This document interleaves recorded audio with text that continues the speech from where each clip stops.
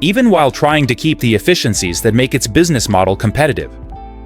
The industry learned some other hard lessons too. First, just-in-time needs just-in-case, a reserve of redundancy or alternative suppliers that can be activated when a single node fails. Imagine this. You're running the most powerful car company on Earth. Every 6 seconds, a new Toyota rolls off a factory line somewhere in the world. You've perfected efficiency, timing, and scale. But one morning, everything suddenly stops. Machines freeze, screens go dark, assembly lines grind to a halt, and within hours your entire empire, 14 factories, 28 production lines, comes crashing down. That's exactly what happened to Toyota on February 28, 2022. In a single day, Toyota suspended domestic production across 14 plants in Japan, halting more than 13,000 vehicles and costing the company well over $100 million in lost output. The twist that made headlines around the world wasn't that Toyota was hacked directly, it was that the attackers went after a tiny parts supplier, and that single breach triggered a chain reaction that immobilized one of the most efficient manufacturing systems on the planet. The supplier was Kojima Industries, a small company that made plastic and electronic components used in many Toyota models.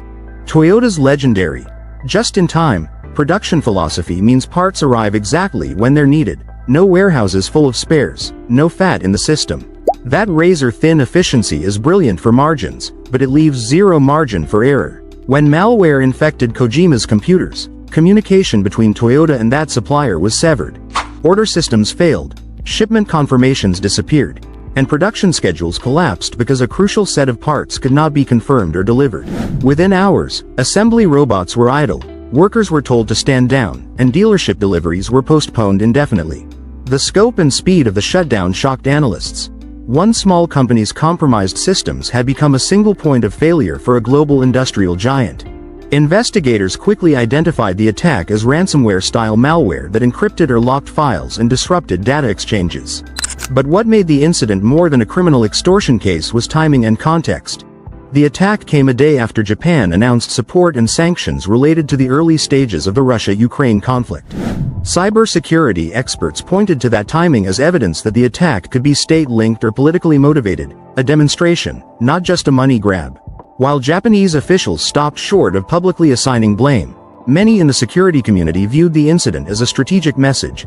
Modern industrial economies are vulnerable in new, asymmetrical ways, and a nation-state or state-linked actor can inflict huge damage without firing a single shot. The financial hit was immediate and visible: lost production, idle workers, delayed deliveries, and reputational risk. But the deeper damage was conceptual. Toyota had always been a poster child for operational excellence, yet its most celebrated system was also its Achilles heel.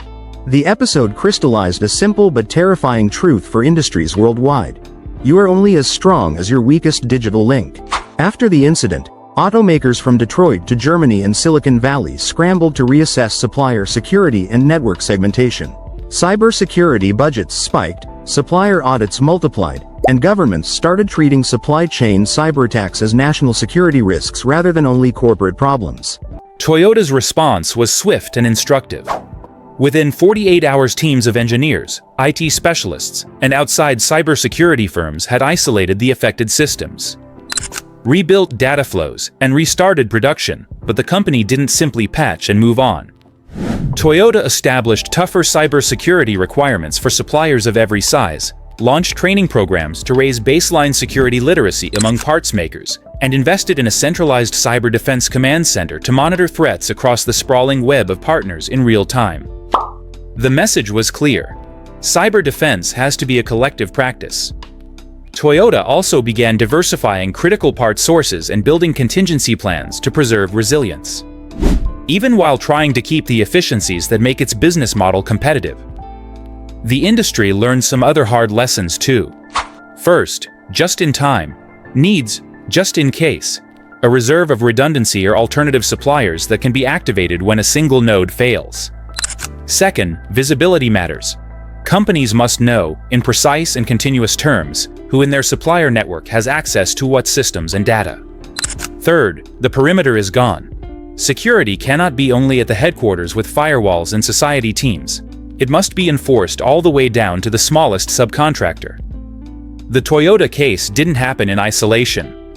They joined a string of high-profile incidents, from SolarWinds to Colonial Pipeline to JBS Foods, that together have reframed how nations and corporations view cyber risk. Not as an IT problem, but as an operational and strategic threat that can disrupt supply, food, energy, and even national defense. The Toyota example is especially vivid because manufacturing is physical. Software failures translated into real-world stopped conveyors, idle factory staff, and cars that weren't assembled. That tangibility drove home for executives and policymakers the immediacy of the danger.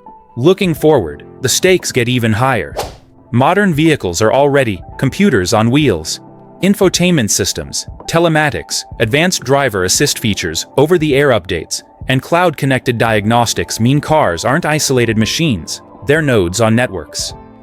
As automakers push toward electrification and autonomous driving, each vehicle becomes an even more complex cyber-physical system with potential attack surfaces that could be exploited remotely.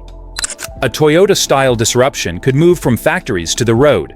Imagine hackers disabling fleets, corrupting navigation, or interfering with charging infrastructure.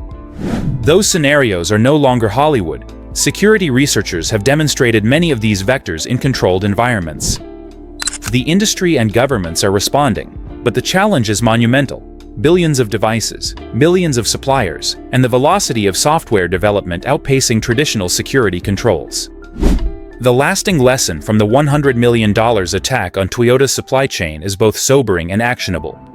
It proves that scale and sophistication do not immunize you from disruption. They can make the fall greater when a weak link is exploited. It teaches that efficiency systems must be balanced by resilience planning, redundancy, and enforceable cybersecurity standards across supply networks. It also underscores that cyber defense is now a geopolitical and economic imperative. Nations must defend critical infrastructure, companies must harden their ecosystems, and small suppliers must be uplifted to meet security baselines that protect not only themselves but the global consumers who rely on their products. So the next time you see a shiny new car coming off an assembly line, remember there's a complex invisible ecosystem behind it. Hundreds of suppliers, kilometers of data lines, millions of code lines, and thousands of human decisions. All of that can be appended by a single compromised laptop, an unpatched server, or a phishing email. The Toyota incident was a wake-up call. One small breach, one infected supplier, one day of silence, and the world watched a corporate giant stumble. In the digital era, survival isn't about being big or fast, it's about being collectively secure. If you found this story revealing, share it, subscribe for more deep dives, and tell us in the comments, which industry do you think is most at risk next? Because somewhere, quietly and invisibly, the next weak link is out there, and the next attack could be closer than we think.